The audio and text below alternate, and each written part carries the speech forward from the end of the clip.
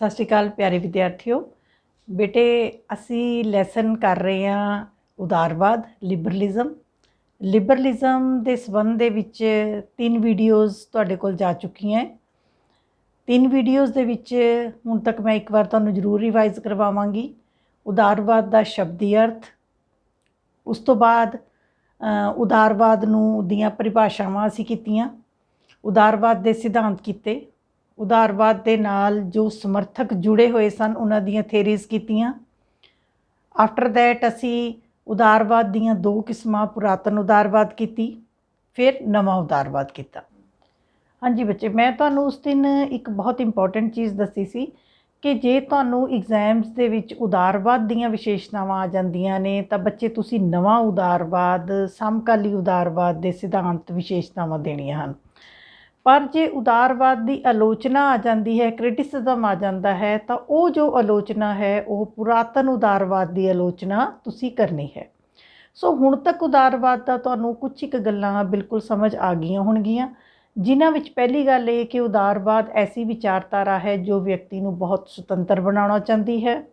ਉਦਾਰਵਾਦ ਮਨੁੱਖਤਾ 'ਤੇ ਜ਼ੋਰ ਦਿੰਦੀ ਹੈ। ਉਦਾਰਵਾਦ ਵਿਅਕਤੀਵਾਦ ਦਾ ਦੂਜਾ ਨਾਮ ਹੈ ਜੋ ਵਿਅਕਤੀ ਨੂੰ ਜ਼ਿਆਦਾ ਇੰਪੋਰਟੈਂਸ ਦਿੰਦੀ ਹੈ। ਪੁਰਾਤਨ ਅਤੇ ਨਵੇਂ ਉਦਾਰਵਾਦ ਨੂੰ ਜੇ ਆਪਾਂ ਲਈਏ ਤਾਂ ਉਹਨਾਂ ਦੀਆਂ ਬਹੁਤ ਸਾਰੀਆਂ ਗੱਲਾਂ ਆਪਸ ਦੇ ਵਿੱਚ ਮੈਚ ਕਰਦੀਆਂ ਸਨ, ਕਿਉਂਕਿ ਉਦਾਰਵਾਦ ਦੇ ਮੁੱਖ ਸਿਧਾਂਤ ਮੈਚ ਕਰਦੇ ਹਨ। ਜੋ ਅਸੀਂ ਅੰਤਰ ਕੀਤਾ ਸੀ ਬੱਚੇ, ਵੈਰੀ ਇੰਪੋਰਟੈਂਟ ਹੈ ਪੇਪਰ ਦੇ ਪੁਆਇੰਟ ਆਫ ਵਿਊ ਤੋਂ। ਅੰਤਰ ਦੇ ਵਿੱਚ ਅਸੀਂ ਇਹ ਕੀਤਾ ਸੀ ਕਿ ਪਹਿਲੀ ਗੱਲ ਦੋਨਾਂ ਵਿੱਚ ਰਾਜ ਦੇ ਵਿਚਾਰਾਂ ਸੰਬੰਧੀ ਅੰਤਰ ਹੈ, ਦੂਸਰਾ ਕੁਦਰਤੀ ਅਧਿਕਾਰਾਂ ਸੰਬੰਧੀ ਅੰਤਰ ਹੈ, ਤੀਸਰਾ ਜੋ ਹੈ ਅੰਤਰ ਦੋਨੋਂ ਉਦਾਰਵਾਦ ਜੋ ਪੁਰਾਤਨ ਉਦਾਰਵਾਦੀ ਮਨੁੱਖ ਨੂੰ ਬੇਲੋੜੀ ਸੁਤੰਤਰਤਾ ਦੇਣ ਦੇ ਹੱਕ ਵਿੱਚ ਸਨ, ਜਦੋਂ ਕਿ ਨਵੇਂ ਉਦਾਰਵਾਦੀ ਉਸ ਨੂੰ ਸੁਤੰਤਰਤਾ ਦੇ ਉੱਤੇ ਜ਼ਰੂਰੀ ਰੋਕਾਂ ਲਗਾਉਣ ਦੇ ਹੱਕ ਵਿੱਚ ਹਨ। ਚੌਥੀ ਗੱਲ, ਪੁਰਾਤਨ ਉਦਾਰਵਾਦੀ ਮੰਨਦੇ ਸਨ ਕਿ ਰਾਜ ਨੂੰ ਮਨੁੱਖ ਦੇ ਆਰਥਿਕ ਕੰਮਾਂ ਵਿੱਚ ਬਿਲਕੁਲ ਦਖਲ ਨਹੀਂ ਦੇਣਾ ਚਾਹੀਦਾ, ਜਦੋਂ ਕਿ ਉਸ 'ਤੇ ਭਿਆਨਕ ਸਿੱਟੇ ਨਿਕਲੇ, ਅਤੇ ਨਵੇਂ ਉਦਾਰਵਾਦੀਆਂ ਨੇ ਉਸ ਗਲਤੀ ਨੂੰ ਸੁਧਾਰਿਆ ਅਤੇ ਇਹ ਕਿਹਾ ਕਿ ਰਾਜ ਰਾਹੀਂ ਅਰਥ ਵਿਵਸਥਾ ਨਿਯਮਿਤ ਹੋਣੀ ਚਾਹੀਦੀ ਹੈ, ਰਾਜ ਨੂੰ ਅਰਥ ਵਿਵਸਥਾ ਦੇ ਕੰਮਾਂ ਵਿੱਚ ਜ਼ਰੂਰੀ ਦਖਲ ਦੇਣਾ ਚਾਹੀਦਾ ਹੈ। ਸੋ ਨਵੇਂ ਉਦਾਰਵਾਦ ਪੁਰਾਤਨ ਉਦਾਰਵਾਦ ਤੋਂ ਬਾਅਦ ਜੋ ਇਸ ਚੈਪਟਰ ਦੇ ਵਿੱਚ ਅੱਜ ਅਸੀਂ ਕਰਾਂਗੇ ਉਹ ਅਸੀਂ ਕਰਾਂਗੇ ਬੱਚੇ ਨਵ ਉਦਾਰਵਾਦ। ਤੁਸੀਂ ਸਲਾਈਡ ਦੇ ਉੱਤੇ ਦੇਖ ਸਕਦੇ ਹੋ ਨਵ ਉਦਾਰਵਾਦ, ਜਿਸ ਨੂੰ ਅਸੀਂ ਕਹਿ ਸਕਦੇ ਹਾਂ ਨਿਊ ਲਿਬਰਲਿਜ਼ਮ।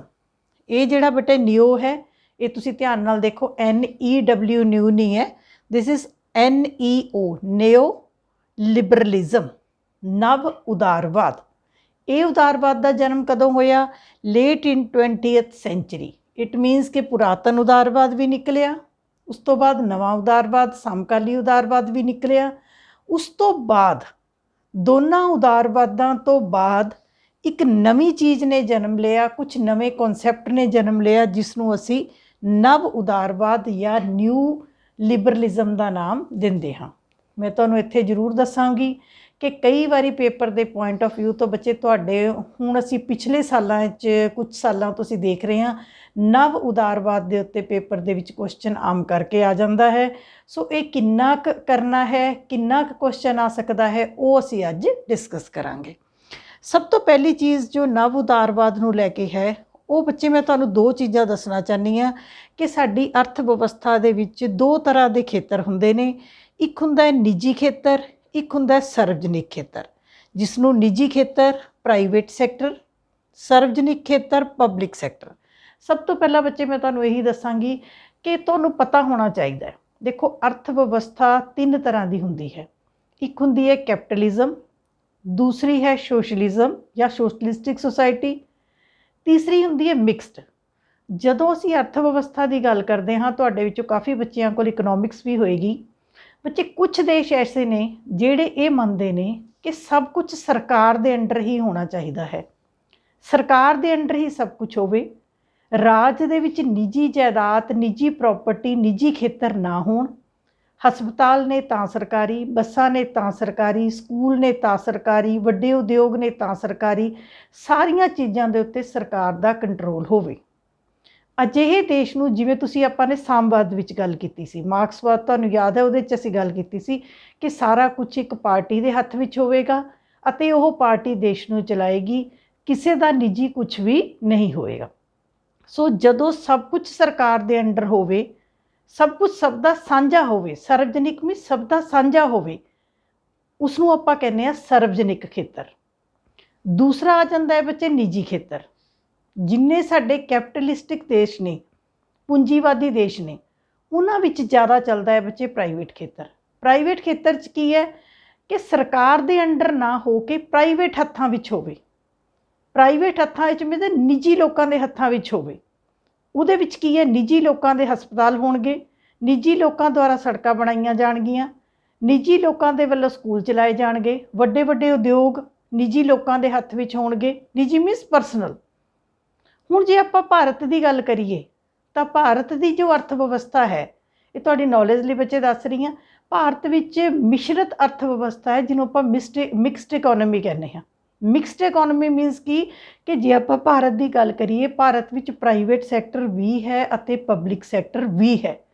ਭਾਵ ਤੁਸੀਂ ਆਪਣੇ ਆਲੇ ਦੁਆਲੇ ਨਜ਼ਰ ਮਾਰ ਕੇ ਦੇਖੋ, ਤੁਹਾਨੂੰ ਪ੍ਰਾਈਵੇਟ ਦਫ਼ਤਰ ਵੀ ਮਿਲਣਗੇ ਜਦੋਂ ਕਿ ਸਰਕਾਰੀ ਦਫ਼ਤਰ ਵੀ ਮਿਲਣਗੇ। ਪ੍ਰਾਈਵੇਟ ਸਕੂਲ ਵੀ ਹਨ, ਸਰਕਾਰੀ ਸਕੂਲ ਵੀ ਹਨ। ਪ੍ਰਾਈਵੇਟ ਹਸਪਤਾਲ ਵੀ ਹਨ, ਸਰਕਾਰੀ ਹਸਪਤਾਲ ਵੀ ਹਨ। ਪ੍ਰਾਈਵੇਟ ਬੱਸਾਂ ਵੀ ਚੱਲਦੀਆਂ ਹਨ, ਸਰਕਾਰੀ ਬੱਸਾਂ ਵੀ ਚੱਲਦੀਆਂ ਹਨ। ਕੁਝ ਅਜਿਹੇ ਉਦਯੋਗ ਹਨ ਜੋ ਸਰਕਾਰ ਦੇ ਹੱਥ ਵਿੱਚ ਹਨ, ਕੁਝ ਅਜਿਹੇ ਉਦਯੋਗ ਹਨ ਜੋ ਨਿੱਜੀ ਲੋਕਾਂ ਦੇ ਹਨ। ਸੋ ਜਿਹੜੀ ਅਸੀਂ ਨਵ ਉਦਾਰਵਾਦ ਦੀ ਗੱਲ ਕਰਦੇ ਹਾਂ ਤਾਂ ਉਸ ਤੋਂ ਪਹਿਲਾਂ ਤੁਹਾਨੂੰ ਇਹ ਪਤਾ ਹੋਣਾ ਚਾਹੀਦਾ ਹੈ ਕਿ ਇਹ ਦੋ ਤਰੀਕੇ ਦੇ ਸੈਕਟਰ ਜਿਹੜੇ ਨੇ ਉਹ ਚੱਲਦੇ ਹਨ। ਸੋ ਹੋਇਆ ਕਿ ਬੇਟੇ ਕਿ ਜਦੋਂ ਇੱਕ ਮੈਂ ਤੁਹਾਨੂੰ ਪੁਆਇੰਟ ਦਿੱਤਾ ਹੈ, maximum industries are under public sector. ਹੁਣ ਤੁਸੀਂ ਇਸ ਪੁਆਇੰਟ ਨੂੰ ਧਿਆਨ ਨਾਲ ਮੇਰੇ ਤੋਂ ਸਮਝਣਾ ਸ਼ੁਰੂ ਕਰੋ। ਜਦੋਂ ਬੱਚੇ ਅਸੀਂ ਪੁਰਾਣਾ ਉਦਾਰਵਾਦ ਕੀਤਾ ਤਾਂ ਪੁਰਾਣੇ ਉਦਾਰਵਾਦੀਆਂ ਨੇ ਕਹਿਤਾ ਕਿ ਰਾਜ ਨੂੰ ਮਨੁੱਖ ਦੇ ਆਰਥਿਕ ਕੰਮਾਂ ਵਿੱਚ, ਵਪਾਰ ਵਿੱਚ, ਕਾਰੋਬਾਰ ਵਿੱਚ, ਆਰਥਿਕ ਕੰਮਾਂ ਵਿੱਚ ਬਿਲਕੁਲ ਦਖਲ ਨਹੀਂ ਦੇਣਾ ਚਾਹੀਦਾ। ਉਹਦਾ ਮੈਂ ਤੁਹਾਨੂੰ ਦੱਸਿਆ ਕਿ ਬੜੇ ਭਿਆਨਕ ਸਿੱਟੇ ਨਿਕਲੇ। ਉਹਦਾ ਰਿਜ਼ਲਟ ਕੀ ਨਿਕਲਿਆ ਕਿ ਨਵੇਂ ਉਦਾਰਵਾਦੀਆਂ ਨੇ ਗੱਲ ਕਹੀ ਕਿ ਨਹੀਂ, ਮਨੁੱਖ ਦੇ ਆਰਥਿਕ ਕੰਮਾਂ ਵਿੱਚ ਰਾਜ ਨੂੰ ਜ਼ਰੂਰੀ ਦਖਲ ਦੇਣਾ ਚਾਹੀਦਾ ਹੈ। ਅਰਥ ਵਿਵਸਥਾ ਰਾਜ ਰਾਹੀਂ ਨਿਯਮਿਤ ਹੋਣੀ ਚਾਹੀਦੀ ਹੈ। ਸੋ ਉਹ ਅਜਿਹਾ ਸਮਾਂ ਸੀ ਜਿਹਦੇ ਵਿੱਚ ਕੀ ਹੋਇਆ, ਉੱਧਰੋਂ ਆਪਾਂ ਕਹਿ ਸਕਦੇ ਹਾਂ ਕਿ ਸਾਮਵਾਦੀ ਵਿਚਾਰਧਾਰਾ ਵੀ ਆ ਗਈ। ਤੁਹਾਨੂੰ ਮੈਂ ਦੱਸਿਆ ਸੀ ਰਸ਼ੀਆ ਦੇ ਵਿੱਚ, ਰੂਸ, ਚੀਨ ਵਰਗੇ ਦੇਸ਼ਾਂ ਨੇ ਸਾਮਵਾਦੀ ਵਿਚਾਰਧਾਰਾ ਨੂੰ ਅਪਣਾਇਆ। ਹੁਣ ਸਾਮਵਾਦੀ ਦੇਸ਼ਾਂ ਵਿੱਚ ਕੀ ਹੈ, ਸਭ ਕੁਝ ਕਿਹਦੇ ਅੰਡਰ ਹੈ, ਸਰਕਾਰ ਦੇ ਅੰਡਰ ਹੈ, ਪਾਰਟੀ ਦੇ ਅੰਡਰ ਹੈ। ਸਾਰਾ ਕੁਝ ਨਿੱਜੀ ਦੇ ਨਾਮ ਦੇ ਉੱਤੇ ਕੁਝ ਵੀ ਨਹੀਂ ਹੈ। ਸੋ ਸਰਵਜਨਿਕ ਖੇਤਰ ਹੈ।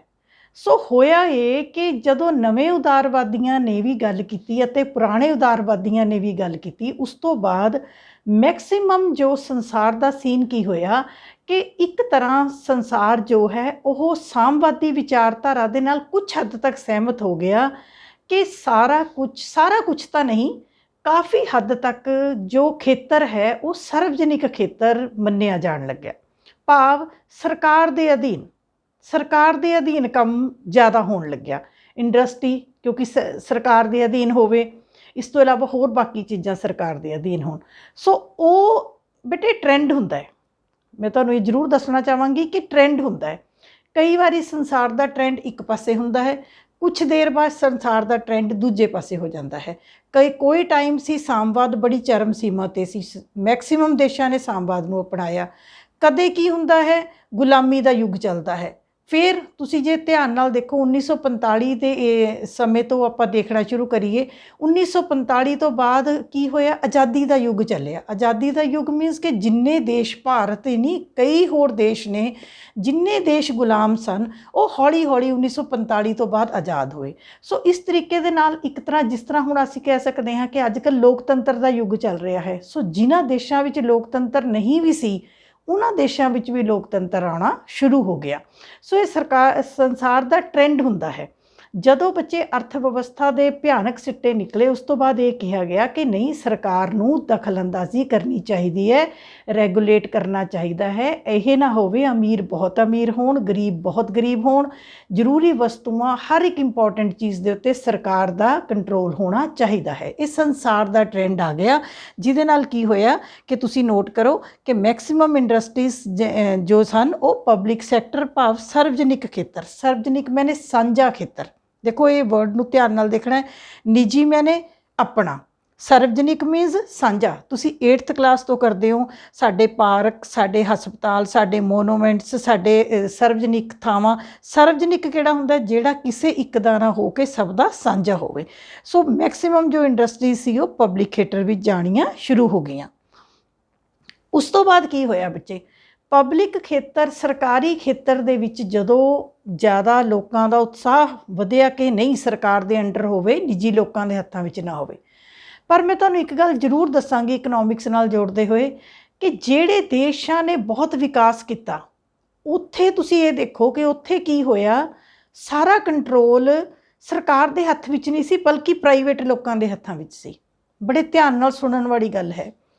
जे बेटे आपां ध्यान नाल देखीए कि मन लो एक तुसीं कदे नोट कीता कि सरकारी जे किसी ने इलाज कराना होवे तां असीं की मनदे हां, भारत की गल कर रही है कि सरकारी च इलाज बहुत वधिया हुंदा कि प्राइवेट दे विच आपां नूं पता है। ठीक है, असी लोग सरकारी स्कूलों नूं छड्ड के साडे प्राइवेट स्कूलों वाल नूं क्यों दौड़दे ने? क्योंकि प्राइवेट बंदे ने अपना विकास करन दे लई, अपने काम नूं वधाउण दे लई कई तरह दे एक्सपेंसिस खर्च कर सकते हैं, कई तरह दे वो चकाचौंध भी लोगों नूं दिखा सकते हैं।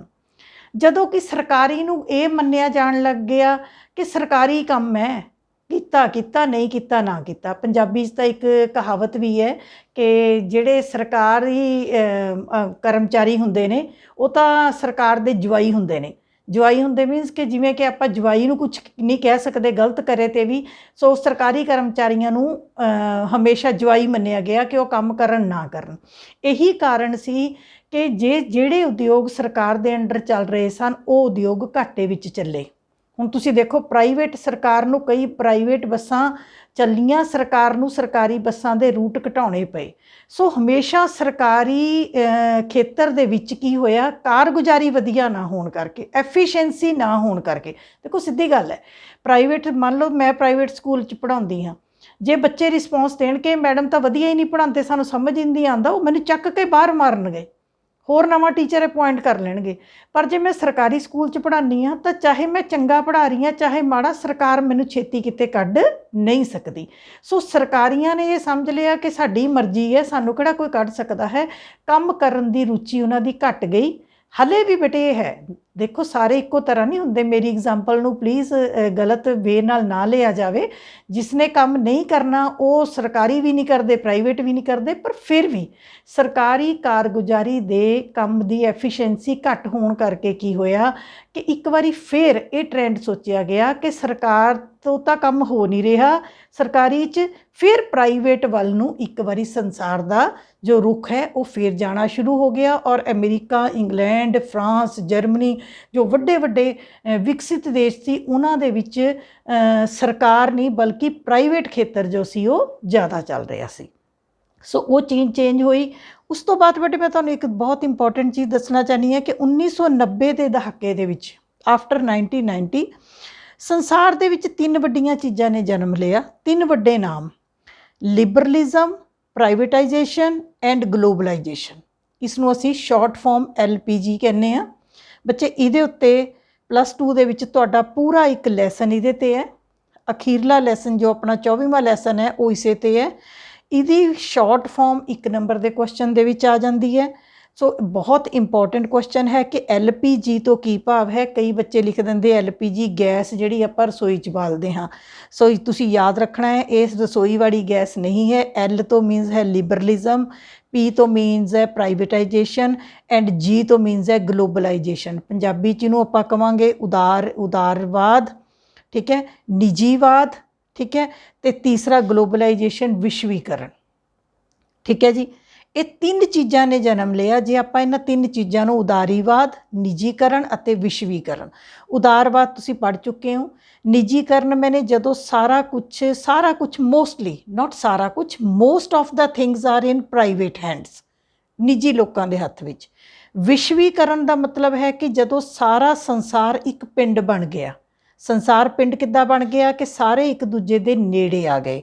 ਤੁਸੀਂ ਬਾਹਰ ਪੜ੍ਹਨ ਜਾਣਾ ਚਾਹੁੰਦੇ ਹੋ, ਤੁਸੀਂ ਜਾ ਸਕਦੇ ਹੋ। ਤੁਸੀਂ ਬਾਹਰ ਵਪਾਰ ਕਰਨਾ ਚਾਹੁੰਦੇ ਹੋ, ਤੁਸੀਂ ਕਰ ਸਕਦੇ ਹੋ। ਸੋ ਦੇਸ਼ਾਂ ਦੇ ਇੱਕ ਤੁਸੀਂ ਘਰ ਬੈਠੇ ਆਨਲਾਈਨ, ਚਾਹੇ ਤੁਸੀਂ ਅਮਰੀਕਾ ਤੋਂ ਚੀਜ਼ ਮੰਗਾ ਲਓ, ਚਾਹੇ ਤੁਸੀਂ ਫਰਾਂਸ ਤੋਂ ਚੀਜ਼ ਮੰਗਾ ਲਓ, ਤੁਸੀਂ ਚੀਨ ਤੋਂ ਕੋਈ ਚੀਜ਼ ਮੰਗਾ ਲਓ। ਭਾਵ ਇਹ ਜਦੋਂ ਸੰਸਾਰ ਇੱਕ ਦੂਜੇ ਦੇ ਨੇੜੇ ਆ ਗਿਆ, ਚਾਹੇ ਉਹ ਸੋਸ਼ਲ ਮੀਡੀਆ ਕਰਕੇ ਆ ਗਿਆ ਜਾਂ ਕਿਸੇ ਵੀ ਕਾਰਨ ਆ ਗਿਆ, ਤਾਂ ਉਹਨੂੰ ਅਸੀਂ ਕਹਿੰਦੇ ਹਾਂ ਵਿਸ਼ਵੀਕਰਨ। ਸੋ 1990 ਦੇ ਦਹਾਕੇ ਦੇ ਵਿੱਚ ਬੱਚੇ ਇਹ 3 ਸਲੋਗਨ ਸਾਰੇ ਸੰਸਾਰ ਦੇ, ਨਾਟ ਫॉर ਇੰਡੀਆ, ਪੂਰੇ ਸੰਸਾਰ ਦੇ ਸਾਹਮਣੇ ਆਏ ਕਿ ਸੰਸਾਰ ਦੇ ਵਿੱਚ ਉਦਾਰੀਵਾਦ ਹੋਵੇ, ਨਿੱਜੀਕਰਨ ਹੋਵੇ ਅਤੇ ਵਿਸ਼ਵੀਕਰਨ ਹੋਵੇ। ਉਹਦੇ ਨਾਲ ਕੀ ਹੋਇਆ ਕਿ ਮੈਨੀ financial and international trade organisations came into exist. ਉਹਦੇ 'ਚ ਕੀ ਹੋਇਆ ਕਿ ਬਹੁਤ ਸਾਰੀਆਂ ਅੰਤਰਰਾਸ਼ਟਰੀ ਵਪਾਰ ਦੀਆਂ ਸੰਸਥਾਵਾਂ ਹੋਂਦ ਵਿੱਚ ਆਈਆਂ। ਵਪਾਰ ਦੀਆਂ ਸੰਸਥਾਵਾਂ ਅਤੇ ਖਾਸ ਤੌਰ ਦੇ ਉੱਤੇ ਵਿੱਤੀ ਵਪਾਰੀ ਸੰਸਥਾਵਾਂ।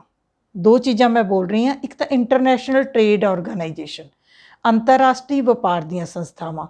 ਅੰਤਰਰਾਸ਼ਟਰੀ ਵਪਾਰ ਦਾ ਮਤਲਬ ਹੈਗਾ ਬੱਚੇ ਅਜਿਹੀਆਂ ਸੰਸਥਾਵਾਂ ਜਿਨ੍ਹਾਂ ਦਾ ਵਪਾਰ ਕਿਸੇ ਇੱਕ ਦੇਸ਼ ਵਿੱਚ ਜਾਂ 2 ਦੇਸ਼ਾਂ ਵਿੱਚ ਨਹੀਂ, ਬਲਕਿ ਸੰਸਾਰ ਭਰ ਵਿੱਚ ਫੈਲਿਆ ਹੋਇਆ ਹੋਵੇ। ਫਾਈਨੈਂਸ਼ੀਅਲ ਆਰਗੇਨਾਈਜੇਸ਼ਨ ਦਾ ਮਤਲਬ ਉਹ ਵਿੱਤੀ ਸੰਸਥਾਵਾਂ ਜੋ ਕਿਸੇ ਇੱਕ ਦੇਸ਼ ਨੂੰ ਨਹੀਂ, ਬਲਕਿ ਕਈ ਦੇਸ਼ਾਂ ਨੂੰ ਕਰਜ਼ੇ ਦਿੰਦੀਆਂ ਹਨ, ਪੈਸਾ ਦਿੰਦੀਆਂ ਹਨ ਆਪਣੇ ਵਪਾਰ ਦੇ ਲਈ, ਆਪਣੇ ਵਿਕਾਸ ਦੇ ਲਈ। ਅਜਿਹੀਆਂ ਆਰਗੇਨਾਈਜੇਸ਼ਨ ਜੋ ਹਨ ਉਹ ਪੂਰੇ ਸੰਸਾਰ ਵਿੱਚ ਹੋਂਦ ਵਿੱਚ ਆਈਆਂ। ਬੱਚੇ ਜਦੋਂ ਅਸੀਂ ਨਵ ਉਦਾਰਵਾਦ ਕਰ ਰਹੇ ਹਾਂ, ਯਾਦ ਰੱਖਿਓ ਜਿਹੜੀ ਉਦਾਰਵਾਦੀ ਵਿਚਾਰਧਾਰਾ ਹੈ ਇਹ ਇਕੱਲੀ ਭਾਰਤ ਦੀ ਨਹੀਂ ਹੈ, ਇਹ ਸੰਸਾਰ ਦੀ, ਪੂਰੇ ਸੰਸਾਰ ਇਹਦੇ ਨਾਲ ਬਿਲਕੁਲ ਇਹਦੇ ਨਾਲ ਇਵੋਲਵ ਹੋਇਆ ਹੈ। ਤਾਂ ਤੁਸੀਂ ਯਾਦ ਰੱਖਣਾ, ਇਹ ਨਾ ਸੋਚਿਓ ਕਿ ਆਪਾਂ ਭਾਰਤ ਦੀ ਗੱਲ ਕਰ ਰਹੇ ਹਾਂ। ਜਦੋਂ ਅਸੀਂ ਉਦਾਰਵਾਦ ਦੀ ਗੱਲ ਕੀਤੀ ਹੈ, ਮਾਰਕਸਵਾਦ ਦੀ ਗੱਲ ਕੀਤੀ ਹੈ, ਉਹ ਅਸੀਂ ਇੱਕ ਸੰਸਾਰ ਭਰ ਦੀ ਵਿਚਾਰਧਾਰਾ ਦੀ ਗੱਲ ਕਰ ਰਹੇ ਹਾਂ। ਸੋ ਹੋਇਆ ਇਹ ਕਿ ਜਦੋਂ ਲੱਗਣਾ ਸ਼ੁਰੂ ਹੋਇਆ ਕਿ ਸਰਕਾਰੀ ਖੇਤਰਾਂ ਵਿੱਚ ਕੰਮ ਬਹੁਤ ਵਧੀਆ ਨਹੀਂ ਹੋ ਗਿਆ, ਇਸ ਕਰਕੇ ਇੱਕ ਵਾਰੀ ਫਿਰ ਸੰਸਾਰ ਦਾ ਟ੍ਰੈਂਡ ਕਿੱਧਰ ਨੂੰ ਚੱਲ ਪਿਆ, ਨਿੱਜੀਕਰਨ ਵੱਲ ਚੱਲ ਪਿਆ। ਸੰਸਾਰ ਇੱਕ ਦੂਜੇ ਦੇ ਨੇੜੇ ਆਉਣਾ ਸ਼ੁਰੂ ਹੋ ਗਿਆ, ਵਪਾਰ ਦੇ ਵਿੱਚ ਵਾਧਾ ਹੋਣਾ ਸ਼ੁਰੂ ਹੋ ਗਿਆ। ਇੱਕ ਵਾਰੀ ਫਿਰ ਉਹੀ ਟ੍ਰੈਂਡ ਆ ਗਿਆ ਕਿ ਸੁਤੰਤਰ ਵਪਾਰ ਕੀਤਾ ਜਾਵੇ। ਸੁਤੰਤਰ ਵਪਾਰ ਦਾ ਮਤਲਬ ਹੈ ਕਿ ਮੰਨ ਲਓ ਅਸੀਂ ਕਿਸੇ ਚੀਜ਼ ਤੋਂ, ਕਿਸੇ ਦੇਸ਼ ਤੋਂ ਕੋਈ ਚੀਜ਼ ਮੰਗਾਉਂਦੇ ਹਾਂ ਜਾਂ ਉੱਥੇ ਭੇਜਦੇ ਹਾਂ, ਉਹਦੇ ਉੱਤੇ ਟੈਕਸ, ਐਕਸਾਈਜ਼ ਡਿਊਟੀ ਘੱਟ ਤੋਂ ਘੱਟ ਹੋਵੇ, ਆਯਾਤ ਨਿਰਯਾਤ ਉੱਤੇ ਘੱਟ ਤੋਂ ਘੱਟ ਕਰ ਹੋਣ। ਦੇਸ਼ਾਂ ਨੇ ਆਪਸ ਦੇ ਵਿੱਚ ਵਪਾਰ ਨੂੰ ਖੋਲ੍ਹਤਾ। ਜਿਵੇਂ ਤੁਹਾਨੂੰ ਪਤਾ ਹੋਣਾ ਚਾਹੀਦਾ ਹੈ ਕਿ ਜੇ ਆਪਾਂ ਕਿਸੇ ਦੇਸ਼ ਤੋਂ ਇੱਕ ਸੂਈ ਵੀ ਮੰਗਾਉਣੀ ਹੈ ਨਾ, ਤਾਂ ਜੇ ਸਰਕਾਰਾਂ ਦੀ ਮਰਜ਼ੀ ਨਹੀਂ ਹੈ ਤਾਂ ਆਪਾਂ ਮੰਗਾ ਨਹੀਂ ਸਕਦੇ। ਹੁਣ ਤੁਸੀਂ ਦੇਖੋ ਮਲਟੀਨੈਸ਼ਨਲ ਕੰਪਨੀਜ਼ ਦੀ ਆਪਾਂ ਅੱਗੇ ਵੀ ਗੱਲ ਕਰਾਂਗੇ, MNC multinational companies. Multinational companies ਕਿਹੜੀਆਂ ਹੁੰਦੀਆਂ ਬੇਟੇ, ਜਿਹਦੀ ਬ੍ਰਾਂਚ ਕਿਸੇ ਇੱਕ ਦੇਸ਼ ਵਿੱਚ ਨਾ ਹੋ ਕੇ ਬਲਕਿ ਸੰਸਾਰ ਦੇ ਕਈ ਦੇਸ਼ਾਂ ਵਿੱਚ ਫੈਲੀ ਹੋ।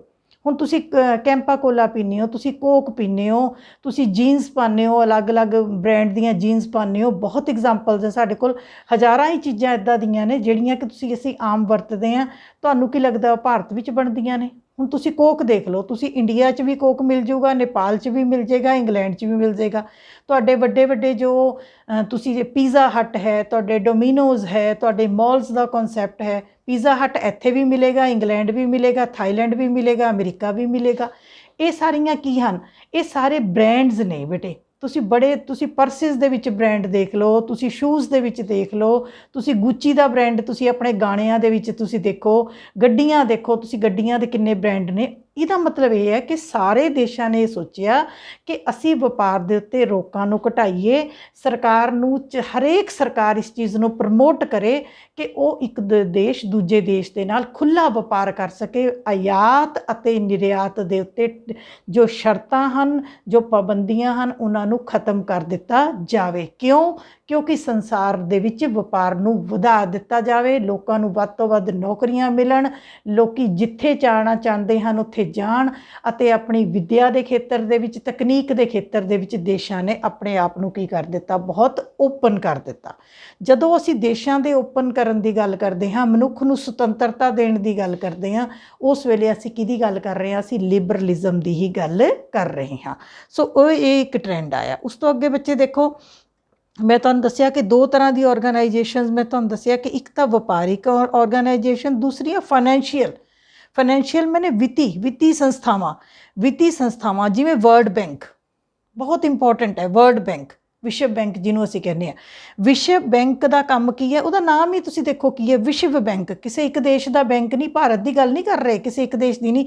ਉਹ ਬੈਂਕ ਹੈ ਜਿਸ ਦਾ ਕੰਮ ਹੈ ਸਾਰੇ ਦੇਸ਼ਾਂ ਨੂੰ ਕਰਜ਼ੇ ਦੇਣਾ। ਜਿਸ ਦੇਸ਼ ਨੂੰ ਵਿਕਾਸ ਦੇ ਲਈ ਕਰਜ਼ੇ ਚਾਹੀਦੇ ਨੇ, ਜਿਸ ਦੇਸ਼ ਨੂੰ ਆਪਣੇ ਕੰਮਾਂ ਦੇ ਲਈ ਕਰਜ਼ੇ ਚਾਹੀਦੇ ਨੇ, ਵਪਾਰ ਹੋ ਗਿਆ ਆਪਣੇ ਵਿਕਾਸ ਦੇ ਲਈ, ਉਹ ਵਿਸ਼ਵ ਬੈਂਕ ਤੋਂ ਕੀ ਲੈ ਸਕਦਾ ਹੈ, ਲੋਨ ਲੈ ਸਕਦਾ ਹੈ। ਔਰ ਤੁਹਾਡੀ ਜਾਣਕਾਰੀ ਲਈ ਦੱਸਦਾ ਕਿ ਸਾਡੇ ਕੰਟਰੀ ਨੇ ਵੀ, ਸਾਰੇ ਕੰਟਰੀਜ਼ ਨੇ ਵਿਸ਼ਵ ਬੈਂਕ ਤੋਂ ਕਈ ਕਰੋੜਾਂ ਅਰਬਾਂ ਮਿਲੀਅਨਸ ਦਾ ਜੋ ਲੋਨ ਹੈ ਉਹ ਲਿਆ ਹੋਇਆ ਹੈ। ਇਸੇ ਤਰ੍ਹਾਂ दूसरी फाइनेंशियल ऑर्गेनाइजेशन है IBRD, international bank for reconstruction and development, IBRD, ठीक है। इंटरनेशनल बैंक, इंटरनेशनल में इंटरनेशनल का मतलब होंदा है सारे संसार भर नाल संबंधित। बैंक काहदे लई, रीकंस्ट्रक्शन एंड डिवेलपमेंट, अजिहा बैंक जिहदा काम सी सारे देशां नूं रीकंस्ट्रक्ट करना, मैंने पुनर्निर्माण करना। जे कोई देश अपने विच कुछ नवां लियाउणा चाहुंदा है, नवां विकास करना चाहुंदा है, डिवेलपमेंट करना चाहुंदा है, वो IBRD वड्डी साडी वित्ती संस्था है जिहदे तो उस तो करजे ले जा सकते हैं। इसे तरीके नाल बेटे एक संस्था साडी हैगी गैट, GATT, गैट। ये तुहानूं जरूर this is pure general knowledge, बहुत ये तुहाडे कॉपी दे एक पेज दे उत्ते लिखियां होणीआं चाहीदियां। गैट दी फुल फॉर्म हैगी है general agreement on tariff and trade. ये बेटे जिहड़ी संस्था हैगी है, दिस इज़ नॉट फाइनेंशियल, पूरी तरह फाइनेंशियल नहीं कवांगे। इस संस्था दे विच कई देश इहदे मैंबर है। सो गैट ने भी ये कहा कि टैरिफ दे उत्ते ट्रेड करन दे विच एग्रीमेंट किए गए कि ट्रेड जदों एक देश दूजे देश नाल व्यापार कर रहा तो खुला व्यापार करन दिता जाए, उन्हां उत्ते पाबंदियां ना लगाईयां जाण, एक देश दूजे देश नाल वधिया तरीके दे नाल खुल के व्यापार कर सकदा है, सरकारां वल्लों कोई रोक टोक ना होवे। सो जिहड़े देशां ने गैट दा एग्रीमेंट साइन किया उन्हां विच भी खुला व्यापार होना शुरू हो गया। ठीक इस तरीके दे नाल बहुत वड्डी ऑर्गेनाइजेशन है WTO, वर्ल्ड ट्रेड ऑर्गेनाइजेशन। इहदे बच्चे एक क्वेश्चन होर तुहानूं पेपर च बड़ी बारी पूछया जाता है 1 नंबर दे विच कि WTO वर्ल्ड ट्रेड ऑर्गेनाइजेशन की स्थापना कदों हुई, वो 1995 दे विच हुई, नोट कर लो। देखो हुण इस ऑर्गेनाइजेशन का नाम ही है वर्ल्ड ट्रेड ऑर्गेनाइजेशन। वर्ल्ड मैंने संसार, ट्रेड मीनस व्यापार, संगठन। इस संस्था का काम भी की सी, संसार भर दे विच व्यापार नूं वधाउणा, तकनीक नूं वधाउणा। हुण तुसीं देखो भारत विच जापान की तकनीक भी काम कर रही है, साडे इंजीनियर्स बाहर ने, साडे डॉक्टर्स बाहर ने, साडे बच्चे बाहर पढ़न जांदे ने। तुसीं हर चीज़ देखो, ये सारियां ऑर्गेनाइजेशनस दा मुख मंतव की है कि संसार विच मनुख नूं आज़ादी दिओ, देशां नूं आज़ादी दिओ, व्यापार दे विच खुल होवे, व्यापार दे उत्ते पाबंदियां घट तो घट होण, व्यापार दे विच रोकां घट तो घट होण, एक देश दूजे देश दे नाल मिल के काम करे, दोनों देशों का विकास होवे। बच्चे तुसीं एक गल याद रखनी है कि जदों विकास भी एक तरीके दे नाल इंटर रिलेटिड हुंदा है, इस चीज़ नूं तुहानूं पता होना चाहिए। हुण मान लो करोना का समा है, करोना के समय की है कि जे करोना के समय दे विच देशां विच लॉकआउट होया तो तुसीं देखोगे कि आने वाले समय विच बहुत ज़्यादा तब्दीलियां आउणगियां, बहुत ज़्यादा। हुण ये नहीं असीं कह सकते कि जे अमेरिका दे विच इंडस्ट्री बंद हो गई तो साडे ते कोई असर नहीं, ना ना ना ना, साडे लखां भारती उत्थे होने जिन्हां दी रोजगार उत्थे जाएगा। जे किसी 2 देशों विच युद्ध हो जाता, असीं हुण ये नहीं कह सकते भी 2 देशों च युद्ध है, साडा की लेना देना, बिल्कुल गलत गल। अज किसी भी 2 देशों विच युद्ध हो जाएगा, उहदे मंदे प्रभाव सारे संसार ते पैणगे। चलो करोना तो एक अलग चीज़ है, करोना ने तो प्रभावित ही सारे देशों को किया है, पर फिर भी अज वो समा है कि कोई भी देश संसार की किसी घटना तो ये नहीं होगा कि कल्ला उस देश को प्रभाव पिया, डायरैक्टली इनडायरैक्टली सारे संसार की अर्थव्यवस्था जो है अस्थिर हो जाती है।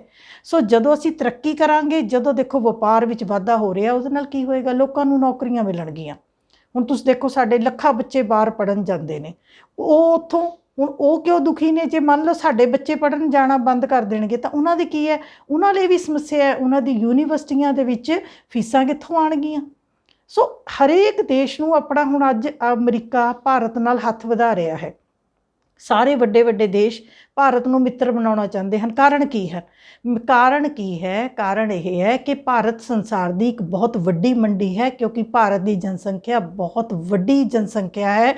ਉਹਨਾਂ ਨੂੰ ਆਪਣਾ ਸਮਾਨ ਵੇਚਣ ਦੇ ਲਈ ਭਾਰਤ ਦੀ ਮੰਡੀ ਚਾਹੀਦੀ ਹੈ, ਭਾਰਤ ਦੇ ਲੋਕ ਚਾਹੀਦੇ ਹਨ, ਭਾਰਤ ਦਾ ਬ੍ਰੇਨ ਵੀ ਚਾਹੀਦਾ, ਲੋਕ ਵੀ ਚਾਹੀਦੇ ਹਨ। ਤੁਹਾਨੂੰ ਇਹ ਪਤਾ ਹੋਣਾ ਚਾਹੀਦਾ ਹੈ ਕਿ ਜੋ ਵਿਕਾਸ ਹੈ ਇਹ ਕਿਸੇ ਇੱਕ ਦਾ ਨਹੀਂ, ਬਲਕਿ ਇਹ ਕੀ ਹੈ, ਇੰਟਰਲਿੰਕਡ ਨੇ, ਇੱਕ ਦਾ ਅਸਰ ਦੂਜੇ ਤੇ ਪਏਗਾ। ਸੋ ਜਦੋਂ ਇਹਨਾਂ ਫਾਈਨੈਂਸ਼ੀਅਲ ਇੰਸਟੀਟਿਊਸ਼ਨਸ ਨੇ ਕੰਮ ਕਰਨਾ ਸ਼ੁਰੂ ਕੀਤਾ ਤਾਂ ਇਹਨਾਂ ਦਾ ਮਕਸਦ ਇਹ ਸੀਗਾ ਸਾਰੇ ਸੰਸਾਰ ਦੇ ਵਿੱਚ ਵਪਾਰ ਦੇ ਵਿੱਚ ਵਾਧਾ ਕਰਨਾ, ਵਪਾਰ ਦੇ ਉੱਤੇ ਲੱਗੀਆਂ ਰੋਕਾਂ ਨੂੰ ਘਟਾਉਣਾ, ਆਯਾਤ ਨਿਰਯਾਤ ਉੱਤੇ ਰੋਕਾਂ ਨੂੰ ਘਟਾਉਣਾ, ਤਾਂ ਜੋ ਸਾਰੇ ਸੰਸਾਰ ਦਾ ਵਿਕਾਸ ਕੀਤਾ ਜਾ ਸਕੇ।